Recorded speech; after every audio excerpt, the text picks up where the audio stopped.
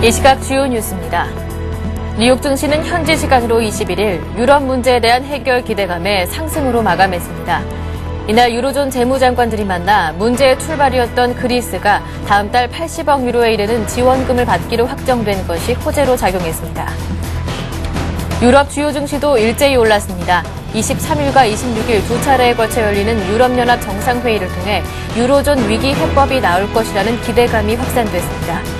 영국 증시는 1.9%, 독일 증시는 3.6% 올랐습니다. 세계 4위 다국적 제약사 GSK가 동아제약이 출시한 복제약을 철수토록 하고 향후 경쟁하지 않는다는 조건으로 경제적 이익을 제공하는 등 담합한 사실이 밝혀졌습니다. 한국은행은 3년 단위의 중기 물가 안정 목표 제도를 현행대로 유지하기로 했습니다. 또 통화량 조절 방안으로 기준금리 이외의 수단은 강구하지 않기로 했습니다. 안녕하십니까. 굿모닝 대박예감 3부 김보라입니다. 지난 주말 마감됐었던 뉴욕 증시와 유럽 증시 모두 큰 폭으로 올랐습니다. 다우지수가 2% 넘게 오르는 모습이었는데요. 일단 그리스에 대한 6차 지원 방안이 합의되면서 호재가 됐고 그때는 개최 전이었던 EU 정상회담에 대한 기대감 또한 커지면서 호재가 됐습니다. 일단 23일에 있었던 EU 정상회담, 유럽 재정안정기금 확대 방안 등 주요 핵심 쟁점은 26일 2차 회담으로 넘긴 상황인데요. 먼저 뉴욕 증시 자세한 마감 상황 그리고 오늘장 전략까지 꼼꼼하게 세워보는 오늘장 대박 전략 시간 이어가겠습니다. 홍의진 팀장, 정태근 전문가 오늘 함께합니다. 안녕하세요. 반갑습니다. 네, 먼저 전일 금요일장이었죠. 국내 증시 어떻게 마감됐는지 홍의진 팀장님과 함께 이야기 나눠보도록 하겠습니다. 일단 목요일에 있었던 급락에 대한 기술적 반등 성격이 강한 하루였습니다. 코스피는 1840선까지 추격하는 모습이었는데 외국인은 일단 계속 매도하는 모습이었고요. 사흘째 매도 우위를 지켜갔고 기관 쪽이 구원 투수로 나섰는데 연기금이 많이 매수했다고요? 네, 맞습니다. 일단 지난주 한 주 돌아보면요. 일단 외국인의 전반적으로 매매 동향을 지금 말씀드린다면은 지금 코스피 시장에서 한 주 동안 7억 정도 순매도를 좀 보였다라고 좀 말씀드리겠고요. 그러니까 목요일 같은 장은 상당히 좀 우려감, 그러니까 투심이 상당히 좀 좋지 않았기 때문에 급락을 했습니다. 2.7% 하락 마감하고 나서 금요일 시장에서는 그러한 부분은 한 1.8% 정도 만회를 하면서 시장 분위기 상당히 좀 긍정적으로 흘러갔다라고 좀 말씀드리겠습니다.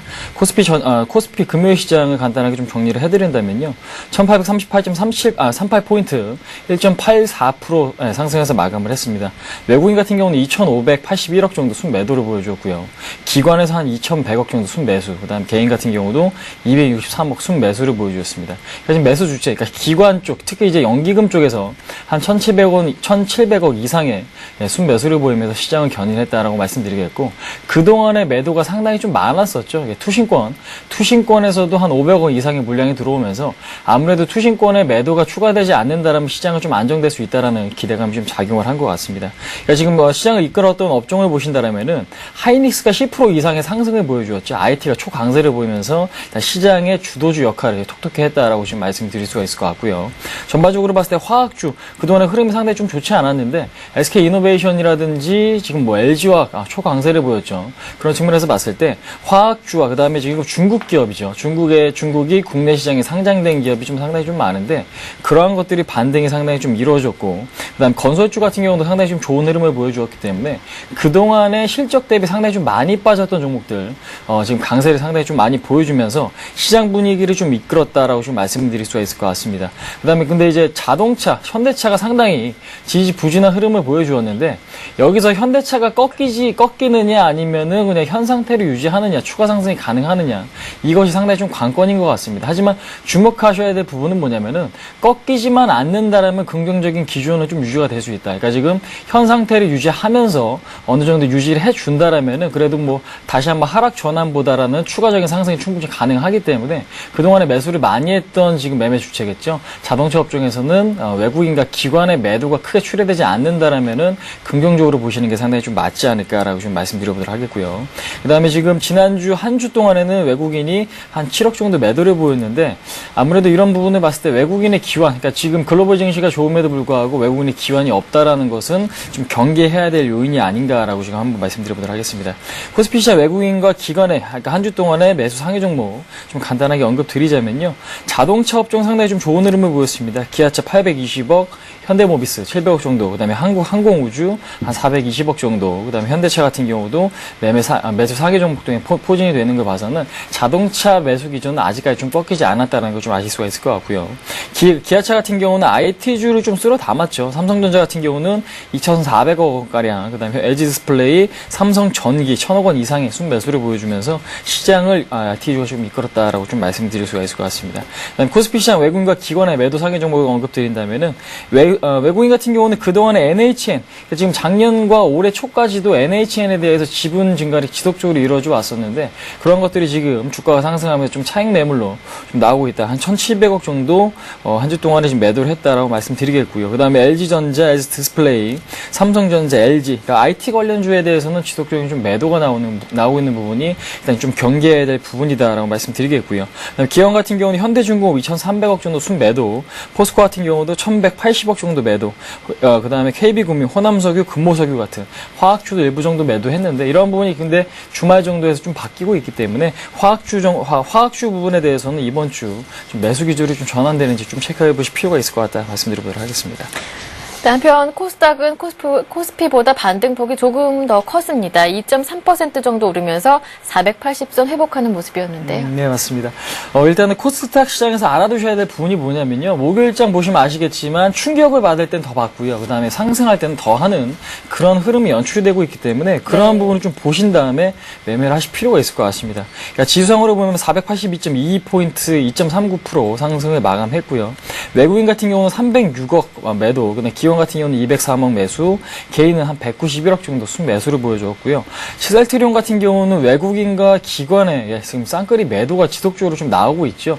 다른 종목들은 큰 폭으로 상승했음에도 불구하고 셀트리온이 큰 폭으로 급락을 하면서 아무래도 지금 회계 부분, 그 부분이 아무래도 좀 악재로 좀 지속적으로 좀 작용을 하고 있다라고 좀 말씀드릴 수가 있을 것 같습니다. 그래서 지금 가격이 싸다고 신규 매수에 가담을 하시는 것보다는 바닥이 좀 확인되어야 될 것 같다 좀 말씀드려보도록 하겠고요. 그다음 멜파스라든지 지금 PCB 관련 업체들이 상당히 좀 좋은 흐름을 보여주었습니다.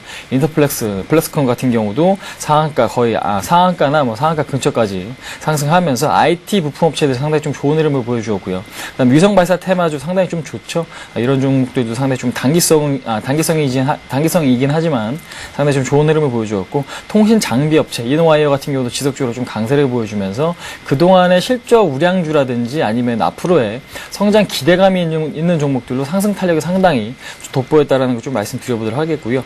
거래대금이 굉장히 좀 활성화가 되고 있습니다. 3조 5천억 정도 금요일날 거래대금이 나왔는데 일단은 3조 원 이상 정도 거래대금이 지속적으로 코스닥 시장에서 유지가 될 경우에는 앞으로 코스닥 시장이 활성화는 좀 지속적으로 이루어질 수 있다 좀 말씀드려보도록 하겠고요. 코스닥 시장 외국인과 기관 매수 상위 종목 간단하게 좀 언급드린다면요. 게임주, 네오이지 게임주라든지 CJ ENM 같은 경우는 기관의 매도가 지속적으로 좀 나오긴 하지만 외국인에서 그 물량을 좀 받아주고 있습니다. 이런 측면에서 봤을 때 아직까지 추세 이탈이라고 보기는 상당히 좀 어려운 구간이 아닌가 좀 말씀드려보도록 하겠고요.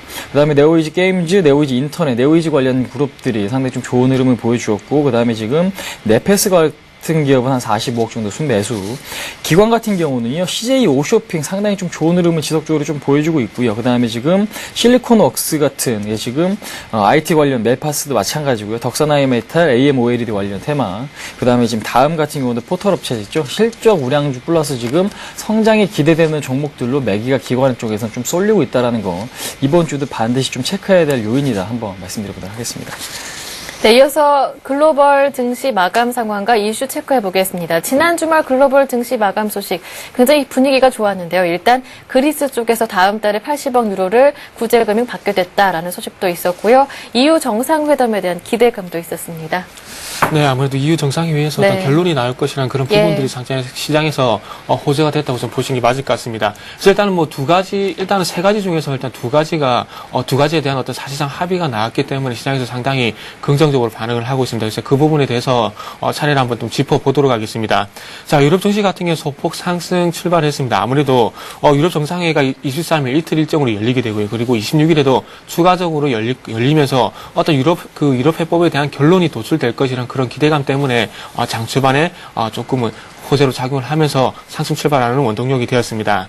자, 소폭 상승세를 유지하던 유럽 증시가 중반 이후에 상승폭을 상당히 확대를 시켰습니다. 그 부분이 피치가 프랑스의 시용 등급 조정에 대해 검토하지 않고 있다는 소식이 나왔고요. 그리고 23일 정상회의 이전에 프랑스와 독일이 먼저 만나서 이견 조율에 대한 부분들을 합의를 할 것이라는 소식이 전해지면서 상승폭을 확대시키는 원동력으로 작용을 했습니다.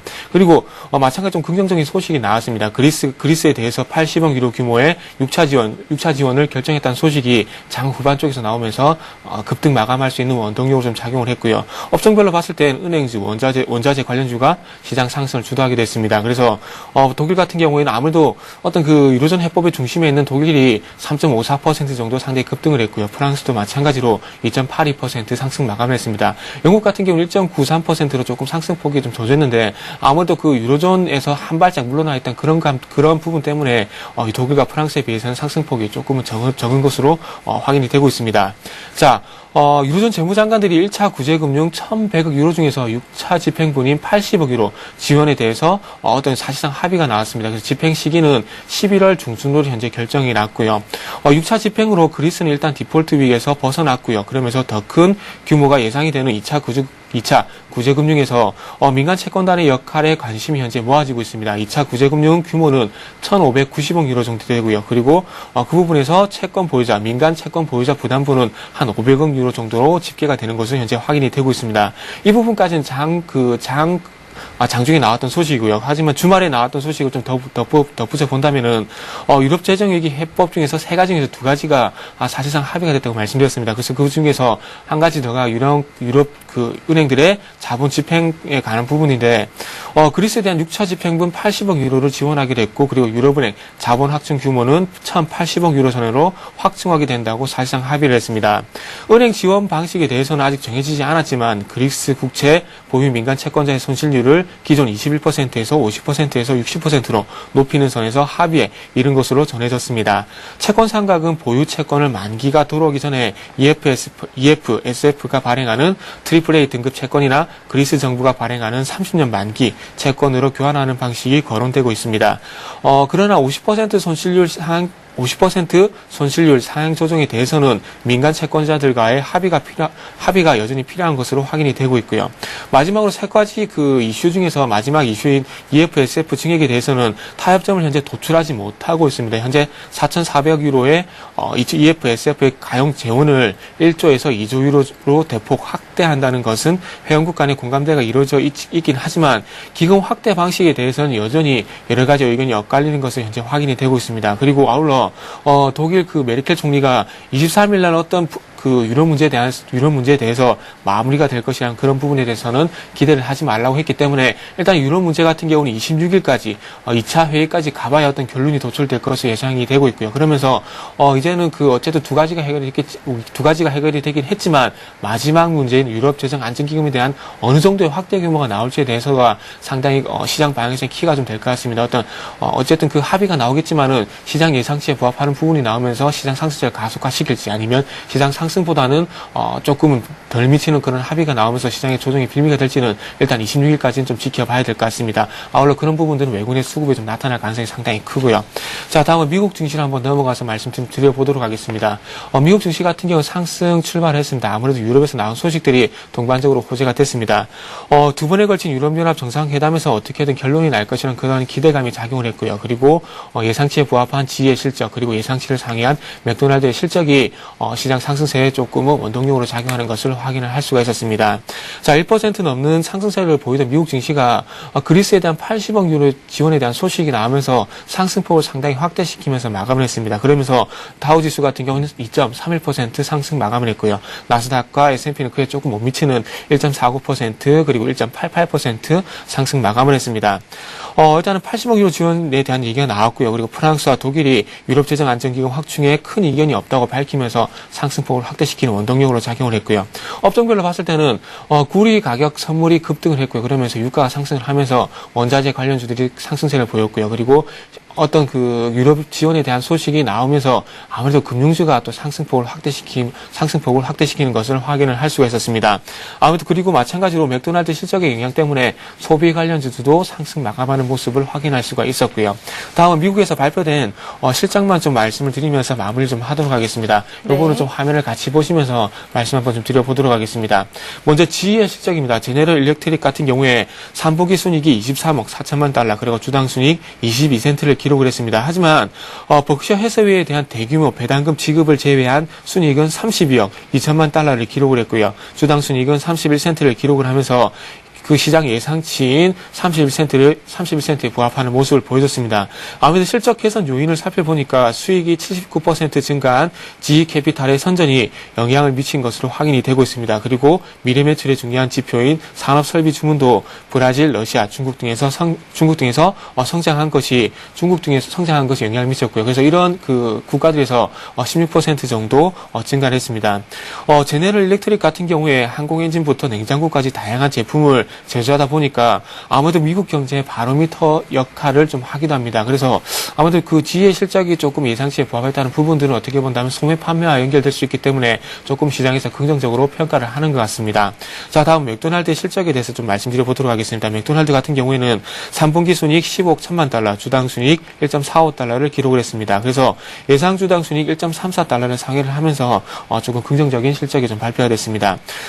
이유를 한번 살펴보니까 미국의 경기 침체에도 불구하고 순이익이 예상보다 증가한 것이 2008년 말부터 현재 판매되기 시작하고 있는 1달러짜리 저가 메뉴가 호조를 보였기 때문에 분석이 되고 있습니다.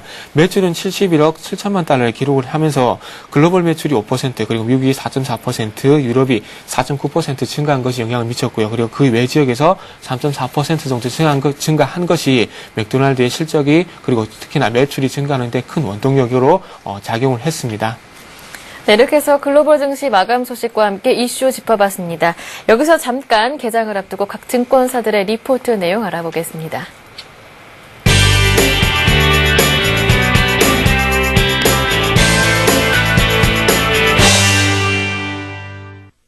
네, 이 시각 각 증권사들의 리포트 내용 화면으로 만나봅니다.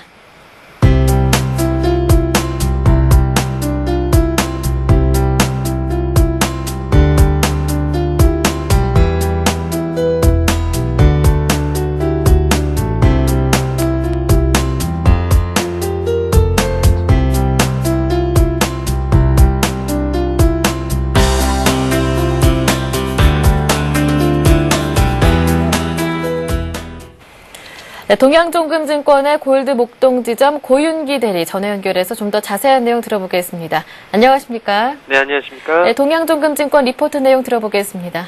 네, 최근의 이슈를 과거와 비교하여 살펴보도록 하겠습니다. 과거 모라토리움을 선언했던 아르헨티나, 러시아, 인도네시아, 그리고 부도 직전까지 갔던 멕시코 사례를 살펴보면 공통점이 발견됩니다. 바로 고평가된 환율 수준, 그리고 산업 경쟁력 저하, 그리고 정부 재정 부실, 대부채 증가 등의 리스크 요인들이 경기 침체 우려 속에서 본격적으로 노출된 결과가 공통점으로 발견이 되고 있습니다. 그리고 단순한 재정 위기 단계를 넘어서 은행 위기와 경제 위기 가능성 또한 동반되고 있다는 점도 유사한 점으로 볼 수 있습니다. 국가 부도 이후에 정상화 과정을 살펴보게 되면 통화 및 재정 확대 정책을 실행을 했던 아르헨티나와 멕시코 같은 경우는 부도 위기 이후에는 5년 평균 GDP 성장률이 부도 위기 이전 5년 평균 GDP 성장률을 상회를 했었고 안정적인 성장세를 유지를 했습니다. 그렇지만 긴축 정책을 실행을 했던 러시아는 성장률은 빠르게 회복을 했지만 통화 긴축과 재정 확대를 병행했던 인도네시아는 성장률은 회복을 했지만 국가부도 이전 수준을 하회했습니다.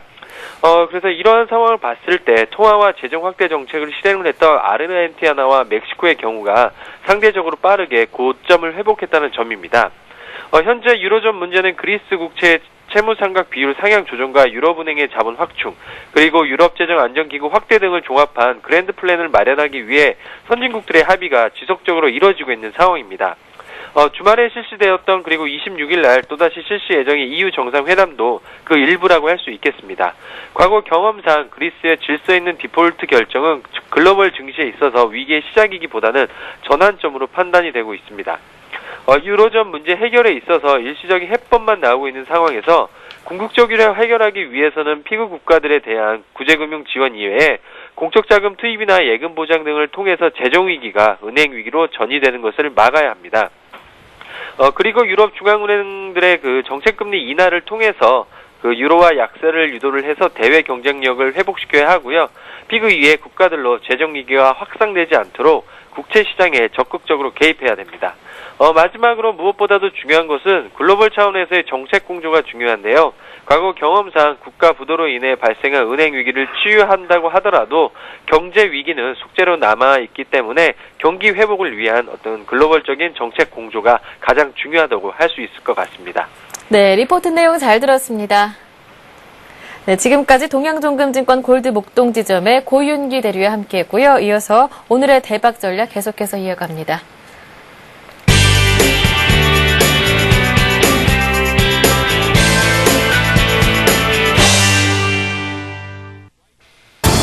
잠시 후 8시 50분 투자 손자병법이 시작됩니다. 이 미국 증시와 유럽 증시가 상승을 했습니다. 유럽 문제에 대한 해결 기대감이 시장에서는 많이 남아있는 상황입니다. 유럽 재무장관 회의가 열렸는데요. 일단 그리스의 80억 유로 규모의 지원금을 집행하기로 합의했다. 이런 소식이 큰 호재로 작용을 했습니다. 말씀드린 대로 유럽 증시 큰 힘을 발휘하고 있는데요. 23일과 26일 이렇게 유럽 지역 정상회의가 열릴 예정이죠. 23일 회의에서는 구체적인 밑그림이 그려졌고 26일 회의에 대해서 기대감이 시장에서는 많이 나오고 있습니다. 지난주 코스피 목요일에 급락하는 모습이 좀 나왔습니다. 하지만 다시 반등에 성공했고 시장에서는 또 어떠한 분위기로 이끌어 가려는 움직임이 있는지 저희가 잠시 후에 살펴보도록 하겠습니다. 1840선에 바짝 다가선 모습을 보여주고 있습니다. 앞에서 또 말씀을 드렸습니다. 23일 개최된 EU 정상회의에서는 은행권에 대해서 지원을 어느 정도 할 것인지에 대한 그런 논의까지도 나왔고요. 이와 함께 재정안정기금을 확대하기로 하는 그런 이야기까지 나왔습니다. 앞으로 말씀드린 대로 좀 구체적인 합의안이 나와야 됩니다. 이런 점에서 26일 회의에 대해서 기대감이 많이 남아있는 상황입니다. 26일 회의뿐만 아니라 27일 발표될 예정인 미국의 3분기 GDP 내용도 좀 주목을 해봐야 되겠습니다. 앞으로 주도주가 좀 많이 나오지 않을 것이다 라는 이런 전망까지도 나오고 있고 실제 우리 시장 주도주도 찾기가 상당히 어렵습니다. 그만큼 시장 상황이 어렵다 이렇게 풀이가 가능한데요. IT 업종이 그래도 좀 힘을 발휘하고 있습니다. IT 업종의 현황에 대해서 잠시 후에 살펴보도록 하겠습니다. 저는 8시 50분에 다시 인사드리도록 하겠습니다. 네, 계속해서 오늘의 대박 전략 이어가겠습니다. 먼저 오늘의 투자 전략 세워볼 시간인데요. 홍희진 팀장님의 전략부터 들어봅니다. 네.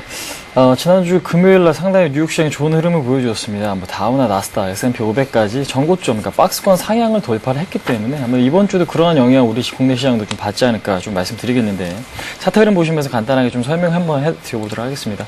지금 뉴욕 시장 차트인데요. 일단 박스권이겠죠. 박스권 상단 11,600선을 지금 돌파를 해냈습니다. 지금 다우 같은 경우는 일단 돌파를 했고요. 나스닥 같은 경우도 돌파한 이후에 그 라인에 대한 지지 테스트가 충분히 좀 나와 주었고 S&P 500 같은 경우도 돌파를 한 흐름이기 때문에 이런 측면에서 봤을 때 지금 글로벌 증시 상당히 좀 좋은 방향으로 흘러가고 있습니다.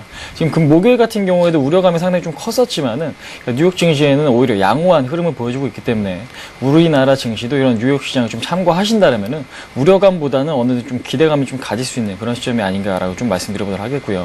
오늘 당장은 아니지만 이번 주 한 1,900포인트에 대한 기대감을 좀 갖는 게 어떨까라고 좀 말씀드리겠는데 아무래도 지금 유럽 리스크가 어느 정도 지금 해결돼가는 국면에 남아 있고요. 그러니까 우려감과 기대감이 좀 공존하는 시점이기 때문에 그러한 부분을 좀 잘 체크하셔갖고 대응해 보실 필요가 있을 것 같다 좀 말씀드려보도록 하겠습니다. 그러니까 지난주 같은 경우에는 외국인보다는 기관 쪽의 영향력이 상당히 좀 컸죠.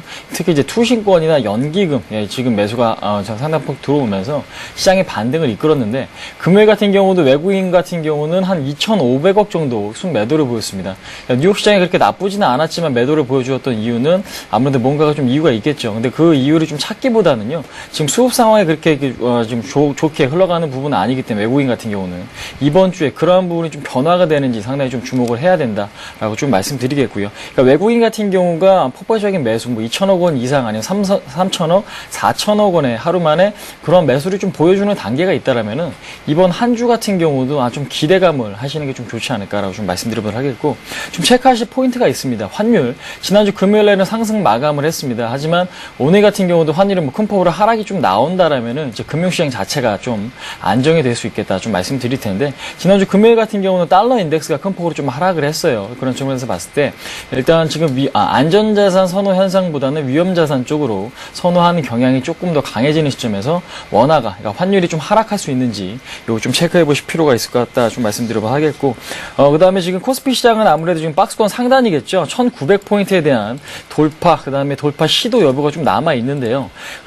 일단은 뭐 저항권에 가까워지면 가까워질수록 거래대금이 좀 증가해야 됩니다. 왜냐면은 매물 압박이 있기 때문에 그 매물이 좀 흡수하면서 올라가야 되는데, 거래대금이 한 7조 원 이상 정도로 증가하면서 주가가 좀 반등이 나온다라면은 이번 주 수급 상황 상당히 좀 긍정적으로 생각을 하시는 게 상당히 좀 좋을 것 같다. 그래서 지금 오늘 같은 경우도 지난주 금요일과 마찬가지로 거래대금이 소폭이나 좀 증가될 수 있는지, 한 7조 원가량 좀 어느 정도 좀 나왔으면 좋을 것 같은데, 거래대금 증가하는지 좀 체크 한번 해보시고요. 그 다음에 지금 주도주, 지금 일각에서는 IT가 주도주 역할을 할 수 있을까? 그러니까, 의문을 좀 갖고 가는 경우가 상당히 좀 많은 것 같아요.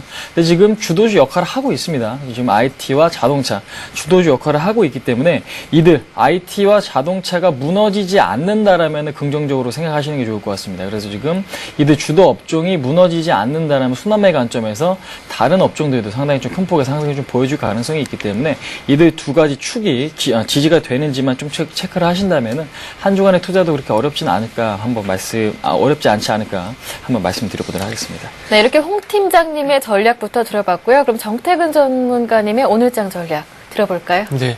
아무래도 오늘 시장 같은 경우에는 미국 증시가 전혀 급등을 했기 때문에, 네. 그리고 단순히 급등했던 이유가 미국 자체 문제가 아닌 지금 전 세계 글로벌적으로 연동되어 있는 문제이기 때문에 그런 부분이 두 가지는 해소가 됐기 때문에 상승 출발 좀 예상을 하고 있습니다. 그래서 아무래도 상승 출발을 할 것이 예상되고 있고, 그러면서 제가 계속해서 지난주 말씀드렸던 박스권 상단인 1880포인트 이 부분을 좀 돌파하지 않기를 생각을 하고 있습니다. 그래서 이런 1880포인트를 조금은 수요일까지는 조금 안착을 하면서 계속 지켜줘야 화면에 나가겠지만 1950포인트까지 추가적인 반등을 좀 노려볼 수 있지 않겠는 생각을 하고 있습니다. 그래서 1880포인트를 회복하겠지만 지지해주지 못한다면 아래쪽으로는 1790포인트까지도 좀 열어두시는 게 좀 좋지 않겠는 생각을 하고 있습니다. 그래서 아무래도 유럽 변수 때문에 변동성이 조금 확대되는 국면은 계속해서 연장이 되지 않겠는 생각을 하고 있고요. 하지만 시장 전체적인 의견을 좀 말씀드려보자면은 26일 날 2차 정상회의가 마무리되기 전까지는 시장에 대해서 외국인과 마찬가지로 시장에 대한 중립적인 자세를 좀 유지를 하고 싶습니다.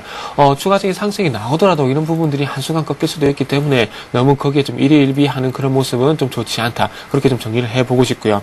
그래서 아무래도 조금 전에 말씀을 드렸듯이 그리스 지원에 대한 문제라든지, 그리고 증자를 통한 방식이 됐든 아니면 채권 매입이 됐던 은행 자본 확충에 대한 부분은 나왔습니다. 하지만 최고 큰 이슈라고 할 수 있는 유럽재정안전기금에 대한 확충안에 대한 부분이 좀 계속해서 의견이 엇갈리고 있습니다. 현재 4,400억 유로 중에서 1,900 유로 정도를 지금 현재 그리스 지원에 관한 부분은 좀 벌써 소진이 되어 있는 상황 속에 놓여 있습니다. 그렇지만 마찬가지 스페인과 이탈리아 국채를 좀 커버하기 위해서는 4,900억 정도가 좀 더 소진이 될 것이라는 그런 얘기가 나오고 있습니다. 그렇다면 이미 1,900유로가 소진된 상황 속에서 4,900억 정도, 4,900유로 정도 추가적인 부담이 발생할 수밖에 없기 때문에 이런 부분까지 커버하기 위해서는 최소한 1조 정도는 좀 필요하다는 그 얘기가 나오고 있는데, 일단 증액에 대한 부분은 서로 그 공감을 하고 있습니다. 하지만 증액에 대한 방식이 조금 현재 엇갈리고 있다는 부분이 될 수가 있겠죠. 아무래도 아무래도 프랑스가 계속해서 주도를 하고 있는 내용을 한번 살펴본다면은, 프랑스 같은 경우는 SPV 유럽 유럽 자산 자동화 관리회사 이런 회사를 이런 그 기금을 만들어서, 이런 재정기금을 만들어서 거기에서 발행한 채권을 ECB에서 사주고, 그런 ECB에서 사준 그런 자금으로 어떤 부실국가 채권을 사준다든지 아니면 부실국가에 대해 지원하는 그런 방안이 나오고 있는데, 그런 방식 같은 경우는 현재 독일이 어떤 이전에 뭐라고 될까요? 그 독일 통일이 되면서 그때 하이퍼 인플레이션을 경험을 했기 때문에 그때 당시에 돈을 상당히 많이 채권이라고 했죠. 채권을 상당히 많이 발행을 했는데 그러면서 하이퍼 인플레이션을 겪었기 때문에 독일 같은 경우 상당히 부정적으로 현재 생각을 하고 있습니다. 그래서 그런 부분들이 좀 의견 조율이 돼야 좀 그 원하는 마무리가 좀 될 것으로 생각을 하고 있기 때문에 26일까지는 좀 지켜보자. 그리고 중립의 관점을 말씀 한번 드려보도록 하겠습니다. 자, 그러면서 오늘 시장 같은 경우 마찬가지로 1880포인트 안착 그 부분만 보시는 게 좋을 것 같고요. 그리고 이번 주에 좀 이슈가 될 수 있을 만한 경제 지표라든지 그리고 실적 부분 한번 살펴보도록 하겠습니다. 일단은 먼저 화면을 보시면서 미국에서 발표될 주간 경제 지표부터 좀 먼저 한번 살펴보도록 하겠습니다. 아무래도 그 중에서 조금 중요도가 있겠다 싶은 부분만 조금 준비를 해봤습니다. 25일 같은 경우에는 컨퍼런스 보드 소비자 신뢰지수가 발표가 되고요. 그리고 26일 같은 경우에는 내구재 주문 그리고 신규주택 판매 건수, 주택 지표 같은 경우는 어차피 계속해서 바닥만 확인할 거기 때문에 그 부분만 좀 확인하시면 될 것 같습니다. 그리고 27일 같은 경우 중요한 지표가 발표가 되죠. 3분기 GDP 잠정치가 발표가 되는데 시장 예상치 지금 2.5% 정도 상승이 됐습니다. 기존 예상치 같은 경우 2%였는데 아무래도 9월달 소매 판매가 1.1% 증가하다 보니까 여기에 대한 부분이 좀 기대를 하는 것 같습니다. 그래서 예상치가 2.5%인데 이런 부분이 좀 시장치에 부합을 하면서 이런 그 2.5% 정도 계속 상승을 하면서 서포트 배치로 끝날 수 있는 그런 부분들인지 계속해서 좀 확인을 해봐야 될 것 같습니다. 그리고 28일 같은 경우에는 개인 소득 그리고 개인 소비가 발표가 됩니다. 아무래도 GDP의 70%를 차지하는 부분이 소비이기 때문에 아무래도 개인 소비도 조금 시장 영향성이 있지 않겠나 이렇게 한번 정리를 해보고 싶고요. 그 외에 실적이라든지 그리고 주간 주요 이슈들에 대해서 한번 좀 짚어보도록 하겠습니다.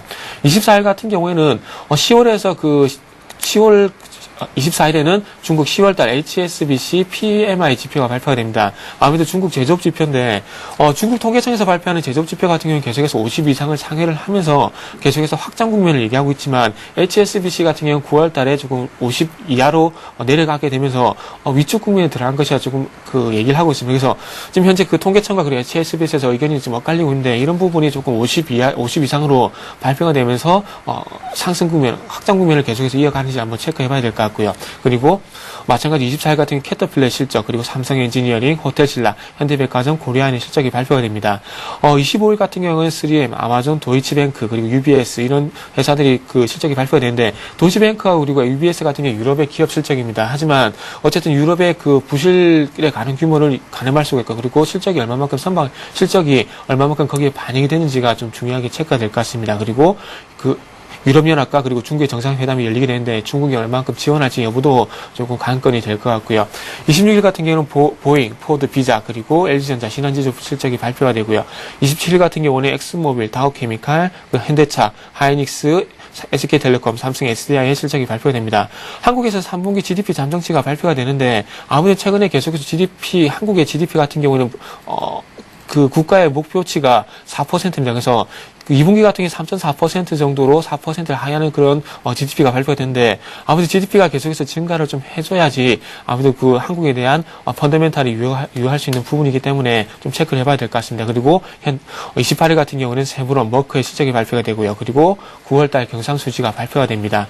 그리고 GS건설, KB금융, 기아차, 삼성전자의 실적이 또 발표가 예정이 돼 있고요. 일단은 그리고 추가적으로 좀 말씀을 드려보자면은 외국인의 수급 같은 경우는 계속해서 중립을 보일 것이라 말씀드렸고요. 그렇다면은 기관의 어떤 주 중반까지는 계속해서 기관화 장세가 좀 유지가 될 것 같습니다. 업종 그리고 종목적으로 매수가 집중이 되는 그런 흐름이 나올 것 같은데 아무래도 연말이 다가오고 있기 때문에 아무래도 수익률 관리가 좀 필요하겠죠. 그래서 그런 부분 때문에 좀 봐야 될 것 같습니다.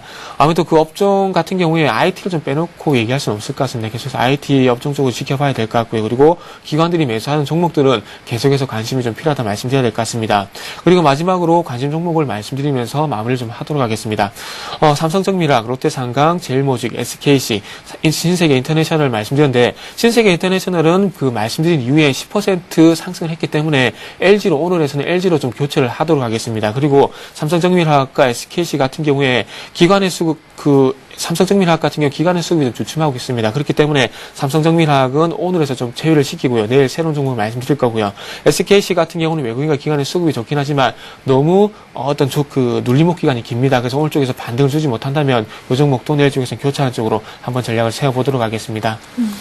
네, 이렇게 해서 두 분의 전문가의 오늘장 투자 전략 들어봤고요. 이제 종목 이야기로 넘어가 보겠습니다. 먼저 홍 팀장님의 오늘의 관심 종목 들어볼까요? 네, 오늘 일단은 좀 빠른 종목 갖고 왔습니다. 예. 뭐 단타를 칠 종목을 좀 갖고 왔는데 일단은 후너스라는 종목 좀 말씀을 드릴게요. 최근에 이제 네. 코스닥 시장에서는 바이오 테마가 상당히 좀 부각이 되고 있죠. 아직까지 그런 흐름이 좀 지속이 되고 있기 때문에 시세는 또 한 번에 좀 연출이 충분히 좀 가능한 시점이 아닌가 좀 말씀드리고도 하겠고, 후너스 같은 경우에는 원래 지금 본 사업이 이제 그 유통업을 하고 있습니다. 뭐 화학 제품이나 건축 자재 이런 것들을 유통을 하고 있는데, 이제 일본 기업이죠. 자회사 부분, 그러니까 지분 투자가 상당 큰 폭으로 이루어져 가지고요.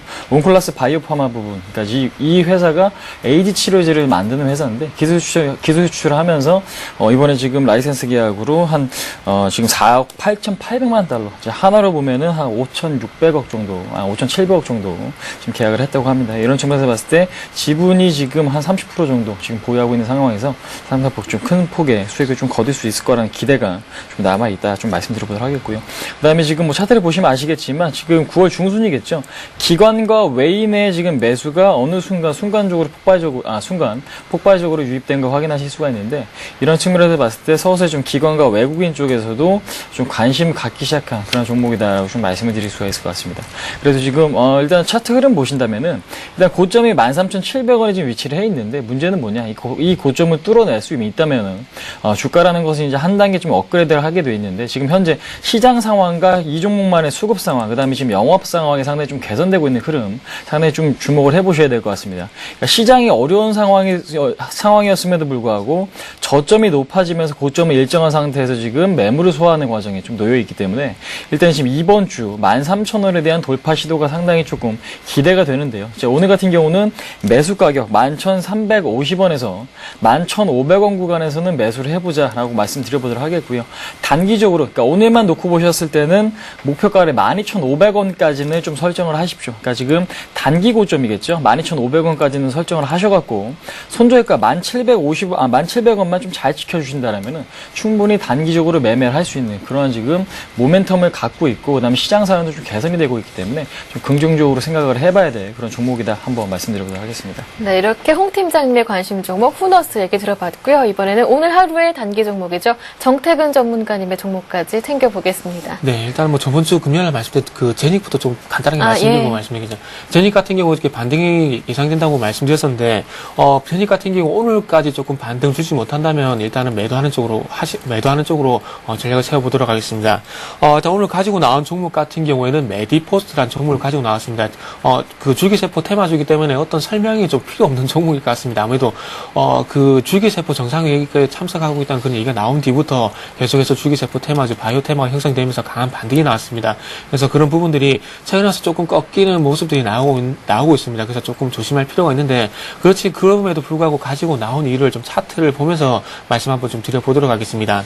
자, 메디포스트 같은 경우에 지금 현재 그 조금 안 좋은 흐름이 최근에 나오고 있습니다. 지금 현재 22만 원 가까이 그 상승했던 이 메디포스트가 지금 이제 윗꼬리 음봉을 맞으면서 지금 이제 3일 연속 하락을 했습니다. 그러면서 지금 이제 4일째 되는 날 이렇게 21선 단기 이평선을 좀 지지를 하면서 다시 한번 재반등이 나올 수 있는 시점입니다. 그래서 네. 좀 고점에 만약에 20만 원 이상 고점에 몰려 계신 분들은 어떻게 보면 다시 한번 팔자를 준다고 생각을 하시고요. 그리고 신규로 들어가신 분들은 일단 단기로 접근해 볼 만한 구간이라고 좀 생각을 하시는 게 좋을 것 같습니다. 그래서 이렇게 그 윗꼬리 음봉이 안 좋은 이유가, 일단 클로넷을 좀 예를 들면서 말씀드릴 것 같은데, 클로넷 같은 경우에 9월 초 이렇게 윗꼬리 음봉을 맞았고요. 그리고 최근에 와서 이렇게 윗꼬리 음봉을 맞으면서 이렇게 하락하는 것을 보여주고 있습니다. 그래서 이런 윗꼬리 음봉이 나올 때는 조금은 안 좋은 신호를 생각하시고요. 조금 매도 타이밍을 가져가시고 이렇게 오늘 매도 타이밍을 가져가시는 게 좋을 것 같고요. 오늘 같은 경우는 어쨌든 단기 반등이 나올 만한 구간이기 때문에 단기적으로 오늘 하루만 놓고 대응한다고 좀 보시면 될 것 같습니다.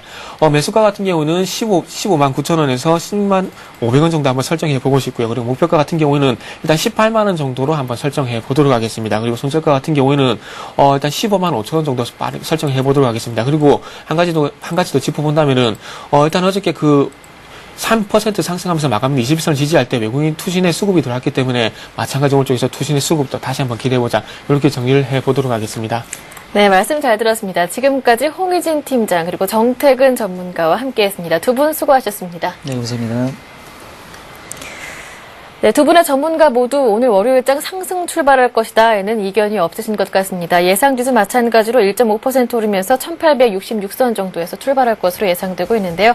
일단 문제는 전문가분들께서도 말씀해 주셨듯이 외국인의 수급 돌아오느냐 여부겠습니다. 오늘도 센티비와 함께 하시면서 한 주의 출발 현명하게 대응 전략 세워보시길 바랍니다.